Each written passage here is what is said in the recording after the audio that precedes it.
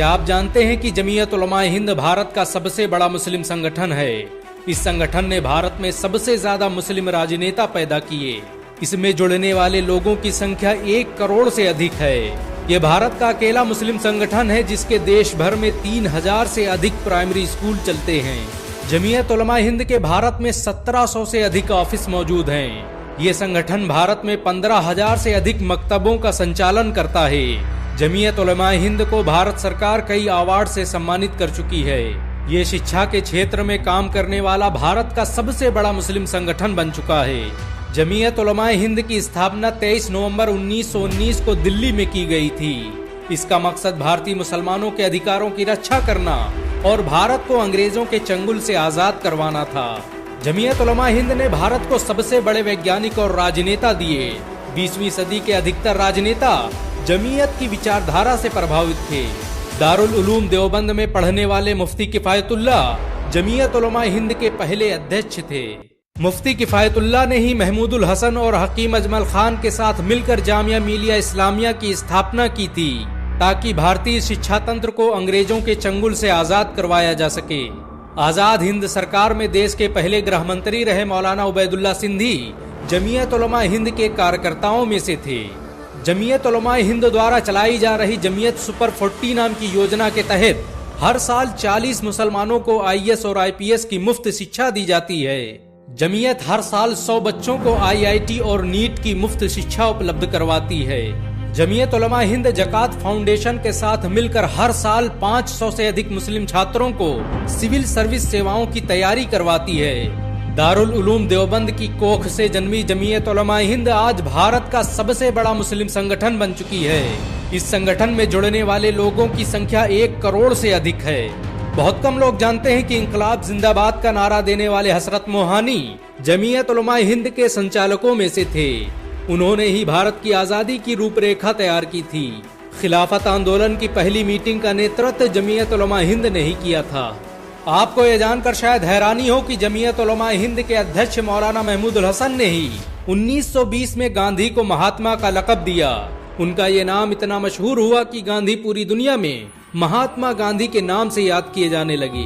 भारत की आजादी का नेतृत्व करने वाले संगठन इंडियन नेशनल कांग्रेस के 9 से अधिक प्रेसिडेंट मुसलमान रहे, जिनमें अधिकतर लोग जमीयत उलमा हिंद के मेंबर थे। जमीयत उलमा हिंद ने भारत की आजादी के लिए कांग्रेस के साथ मिलकर काम किया। खिलाफत आंदोलन की शुरुआत जमीयत उलमा हिंद ने ही की थी। जमीयत उलमा हिंद को पहचान दिलाने में दारुल उलूम देवबंद का बड़ा किरदार रहा। दारुल उलूम देवबंद के उस्ताद रहे मुर्तजा हसन चांदपुरी जमीयत उलमा हिंद के पहले उपाध्यक्ष थे। दारुल उलूम देवबंद के छात्र रहे मुफ्ती किफायतुल्लाह जमीयत उलमा हिंद के पहले अध्यक्ष थे। दारुल उलूम देवबंद के पहले छात्र रहे मौलाना महमूदुल हसन जमीयत उलमा हिंद के दूसरे अध्यक्ष थे। उन्होंने ही भारत की आजादी के लिए रेशमी रुमाल आंदोलन की शुरुआत की थी। दारुल उलूम देवबंद आज भी जमीयत उलमा हिंद का नेतृत्व कर रहा है।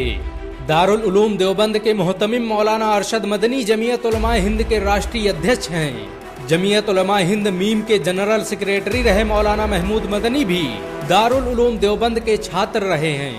मौलाना महमूद मदनी को दुनिया के सबसे प्रभावशाली मुसलमानों की लिस्ट में जगह दी जा चुकी है। रॉयल इस्लामिक सेंटर के सर्वे के मुताबिक मौलाना महमूद मदनी दुनिया के 27वें सबसे प्रभावशाली मुसलमान हैं। बहुत कम लोग जानते हैं कि आजादी के वक्त जमीयत उलमा हिंद का अपना अखबार भी था।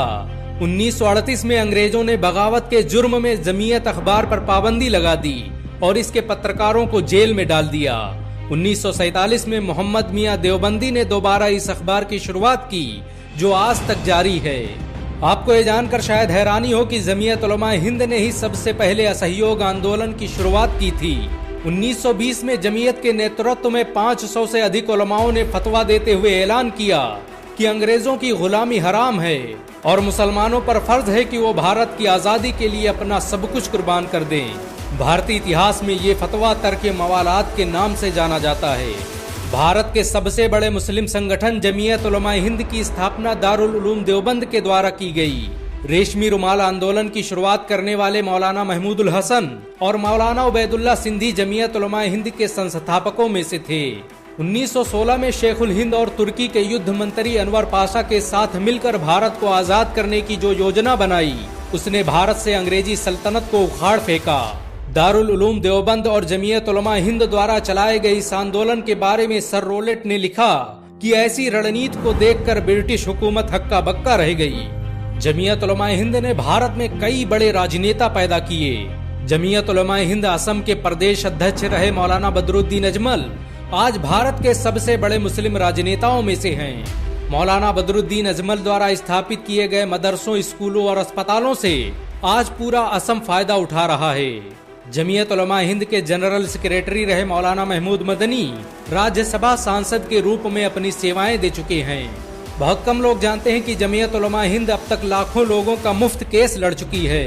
असम में जब लाखों मुसलमानों का नाम एनआरसी की लिस्ट से बाहर हो गया, तब जमीयत उलमा हिंद ने करोड़ों रुपए खर्च करके उनका नाम एनआरसी में शामिल करवाया। जमीयत उलमा हिंद आतंकवाद के केस में फंसे लाखों बेकसूर मुसलमानों का केस लड़ चुकी है। ये भारत का अकेला मुस्लिम संगठन है जिसके पास अपनी लीगल टीम है। जमीयत उलमा हिंद जमीयत फोर्स का भी संचालन करती है। इसके तहत युवाओं को जूडो, कराटे और फाइटिंग इत्यादि की ट्रेनिंग दी जाती है। जमीयत यूथ क्लब के तहत हर साल 12 लाख से भी अधिक नौजवानों को ट्रेनिंग दी जाती है। इसका मकसद ऐसे लोगों को तैयार करना है जो जरूरत पड़ने पर देश की सुरक्षा में अपना योगदान दे सके।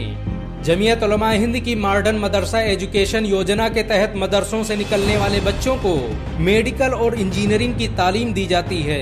मदरसों से निकलने वाले इन छात्रों को जामिया मिलिया इस्लामिया के उस्ताद शिक्षा देते हैं। जमीयत उलमा हिंद का भारत की आजादी में बड़ा किरदार रहा। ये पहला भारतीय संगठन था जिसने बंटवारे का सबसे अधिक विरोध किया।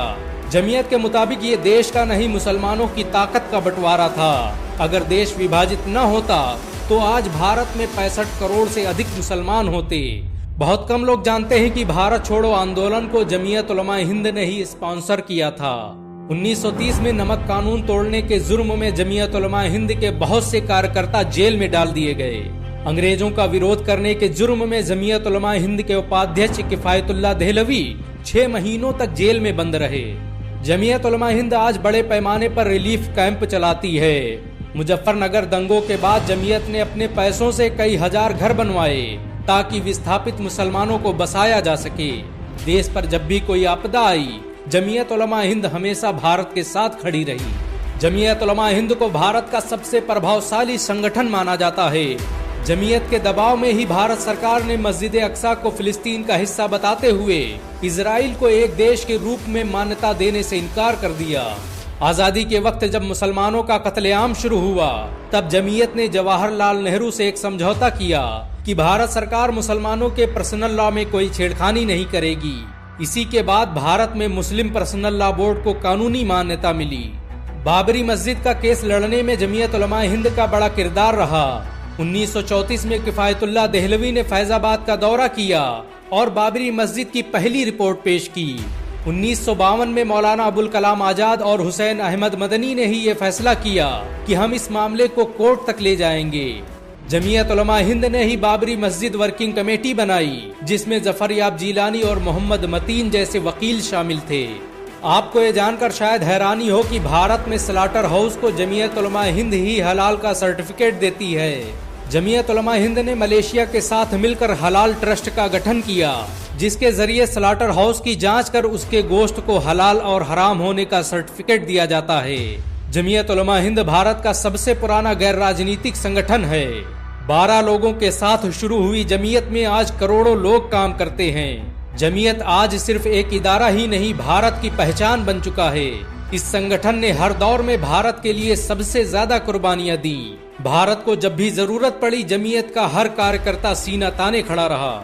सच तो ये है कि जमीयत आज भी मुसलमानों के दिलों में बसती है।